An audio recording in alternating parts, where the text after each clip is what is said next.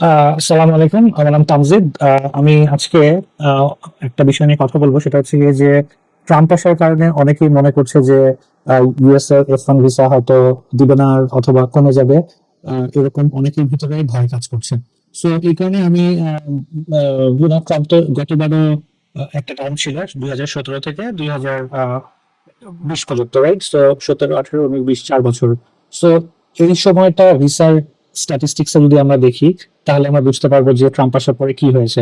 তারপরে ট্রাম্পের আগে যেরকম ওবামা ছিল, ওবামা কিরকম ভিসা ইস্যু করছে ওবামার অ্যাডমিনিস্ট্রেশনে, ওটা আমরা দেখবো। এবং 2000 এরপরে ট্রাম্পের ফার্স্ট টার্মের পরে আসলো আবার হচ্ছে গিয়ে বাইডেন অ্যাডমিনিস্ট্রেশন। ওই সময়ও স্টুডেন্ট ভিসা অনেক হয়েছে, কারণ প্যান্ডেমিকের কারণে ভিসা রেশিও অনেক কমে যায়। সো এই ঘাটতিটা পূরণের জন্য অনেক ভিসা হয়। সো এটা ট্রেন্ড প্রতি বছরে আস্তে আস্তে আরো বাড়ছে।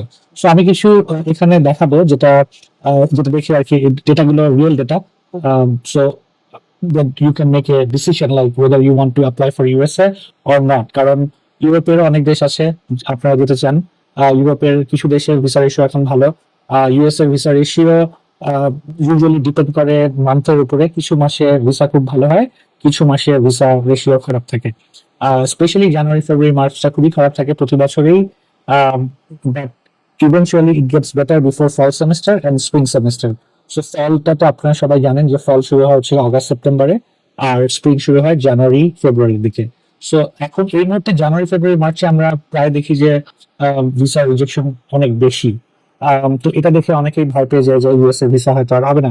যেটা দেখে আমি অনেক সময় মনে করি যে কি হলো, সারা এরকম কি ট্রেনটা কি চলতে থাকবে? কিন্তু পাস্ট এক্সপিরিয়েন্স থেকে আমি দেখছি যে আসলে this is not the case. USA তে স্টুডেন্টের প্রয়োজন। এটা এখন আমি কিছু ডেটা দেখাবো, আমি কিছু নিউজ দেখাই যে রিউটার্স এর একটা নিউজ আপনারা এখানে দেখতে পাচ্ছেন। যে আমি কয়েকটা জিনিস এখানে হাইলাইট করে রাখছি, যে যেমন এই আর্টিকেলের নাম হচ্ছে যে what's Trump's migration crackdown could mean for foreign students. So এখানে দুটা জিনিস বলে যে এভরিওয়ান ওয়াজ ওয়ারিড যে ট্রাম্প আসার পরে হয়তো ভিসা রেশিও কমে যাবে, স্টুডেন্ট ভিসা। বাট এটা মুখে ওরা অনেক কিছুই বলছে, কিন্তু ডেটা দেখে বোঝা যায় যে আহ, এখানে যেটা বলে সেটা হচ্ছে however data from his first administration paints a less grim picture for foreign students than Trump's harsh rhetoric might suggest.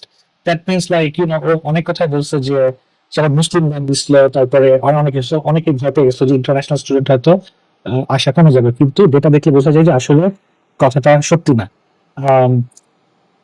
But F1 visa 2020 থেকে এটা অনেক বেড়ে গেছে, রাইট? সো আমরা বাংলাদেশি অনেক স্টুডেন্টও আমরা দেখছি যে বাংলাদেশ থেকে অনেক স্টুডেন্ট ইউএস ভিসা নিয়ে, স্টুডেন্ট ভিসা নিয়ে আমেরিকা আসছে। আবার এখানে আরেকটা আর্টিকেল আছে, আমি এই লিঙ্কগুলো আমি আপনার ভিডিও নিচে দিয়ে দিব।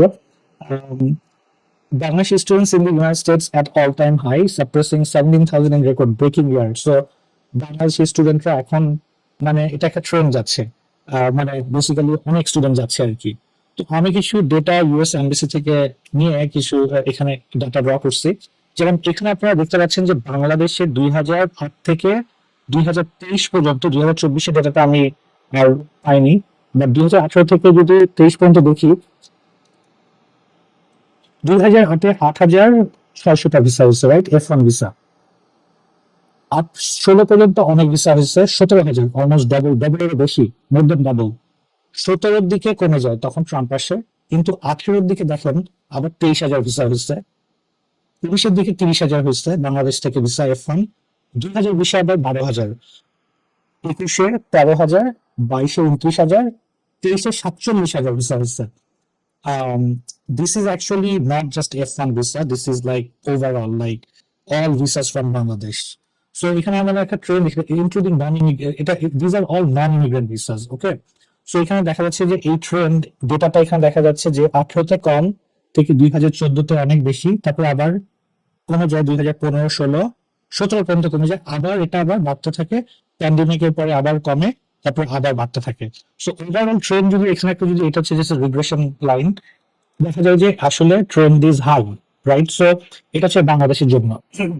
নেক্সট আমি দেখলাম যে ওভারঅল এশিয়া থেকে কিরকম হয়েছে visa, non immigrant visa. So overall Asia থেকে যদি কম্পেয়ার করি, তাহলে দেখা যাচ্ছে যে আসলে ট্রেন্ড যদি দেখি, জাস্ট ট্রেন্ডটা এটা কমছে।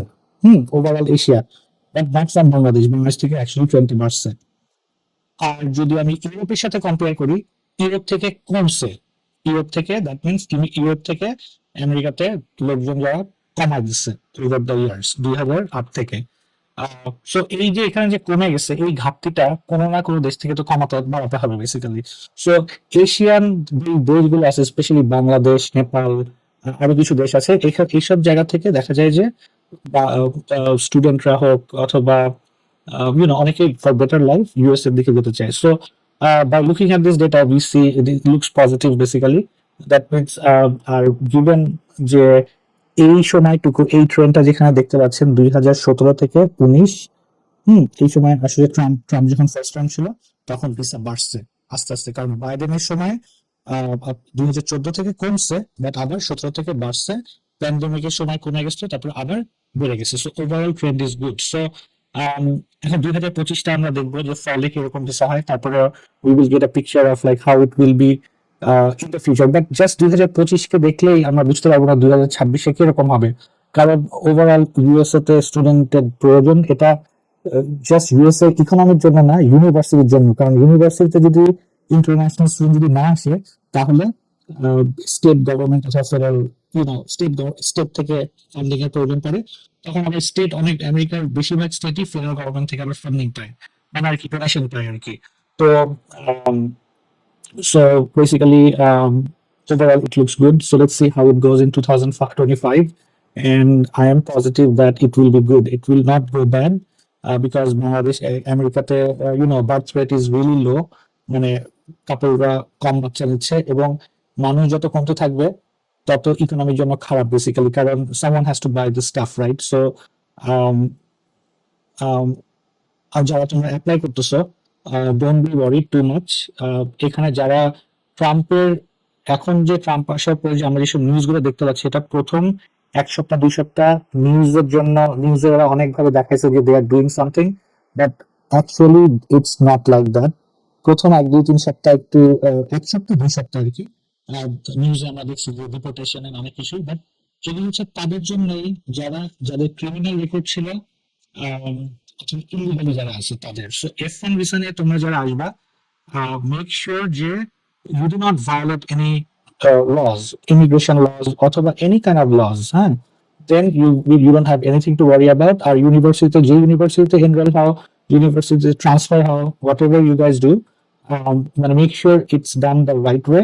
আদারওয়াইজ অনেক সময় দেখা যায় যে ভুল ইনফরমেশন অথবা না জানার কারণে ট্রান্সফার হওয়ার পরে হয়তো সেমেস্টার ট্রান্সফার হলো না, অথবা কোনো একটা কারণে ইলিগাল হয়ে যেতে হয়, তখন you have to worry about. আর অনেকে আমি এরকম দেখছি যে আমেরিকায় ঢোকার পরে ইউনিভার্সিটিতে যায় না, ট্রান্সফারটাও ঠিক মতো করে না, তখন আউট অফ স্ট্যাটাস হয়ে যায়, বেসিক্যালি ইলিগাল হয়ে যায়। আর তখন ইলিগাল হয়ে থাকতে হয় অনেককেই এভাবে। বাট তখন তখন you need to worry, specially যারা just because you became illegal, এর মানে এই না যে ইমিগ্রেশন অফিসার এসে তোমাকে বাহার থেকে নিয়ে যাবে। তোমাকে একটা ক্রিমিনাল রেকর্ড থাকতে হয়। ওরা উইদাউট ইনফরমেশন যে একজনের জন্য এসে ওরা ধরে নিয়ে কখনোই যায় না। যখন দেখে যে তোমার কোনো ক্রিমিনাল রেকর্ড আছে, then you have to worry about, otherwise you should be fine. আরেকটা জিনিস হচ্ছে গিয়ে যে অনেকেই একটা জিনিস পোস্ট করতেছে গ্রুপে গ্রুপে যে একবার যে I-20 নিয়ে, মানে একবার যে ইউনিভার্সিটি নিয়ে দাঁড়াবা, ওই ইউনিভার্সিটি ট্রান্সফার করা যাবে না। It is not true. হ্যাঁ, একটা চেঞ্জ হচ্ছে যেটা নতুন পোর্টালে, সেটা হচ্ছে গিয়ে যখন পোর্টালে যখন ইন্টারভিউ ডেটটা নেওয়া হয়, তখন একটা DS-160 ভিসা ফর্মের একটা নাম্বার দেওয়া লাগে, ওই নাম্বারটা চেঞ্জ করা যাবে না। আর যদি চেঞ্জ করতেই হয় তাহলে অ্যাপয়েন্টমেন্টটা ক্যান্সেল করে নতুন করে আবার করতে হবে। আর যদি ইন্টারভিউ ডেট নেওয়া হয় একটা DS-160 ইনফরমেশন নিয়ে, DS-160, তাহলে ওটা সাবমিট করা হলো ধরো একটা ইউনিভার্সিটি নিয়ে, কিন্তু পরবর্তীতে তুমি ধরো আরেকটা ইউনিভার্সিটির একটা ভালো I-20 পেলা বা স্কলারশিপ সহ, সেই ক্ষেত্রে ইন্টারভিউ সময় নতুন একটা ডিএসটা অবশ্যই সাবমিট করতে হবে, অ্যাটলিস্ট 1 সপ্তাহ আগে করতেই হবে। Try to do it at least a month before the interview. But এরকম যদি হয় তাহলে দুইটা ডিএস এর কনফার্মেশন নিয়ে যেতে হবে, পুরোনোটা নিতে হবে, নতুনটা নিতে হবে। জাস্ট ইন্টারভিউ সময় বলতে হবে যে আমি ইউনিভার্সিটি চেঞ্জ করছি, তখন ওরা এমবিসিতে সঙ্গে সঙ্গে ওরা চেঞ্জ করে দেবে। এটা ছিল আজকে আমার বলার। So hopefully this information will help you guys. Thank you.